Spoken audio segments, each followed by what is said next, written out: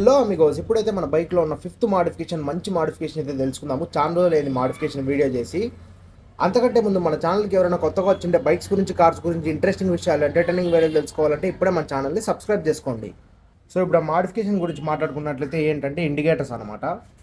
So ఇవి వచ్చేసి company నుంచి వచ్చిన స్టాక్ ఇండికేటర్స్ కావన్నమాట. సో ఇవి వచ్చేసి నేను సపరేట్గా వేపించిండేటివి. సో డ్యూక్ ఇండికేటర్స్ లాగైతే ఉంటాయి. ఇవి ఫ్లిప్కార్ట్లో అయితే కొనుక్కున్నాను.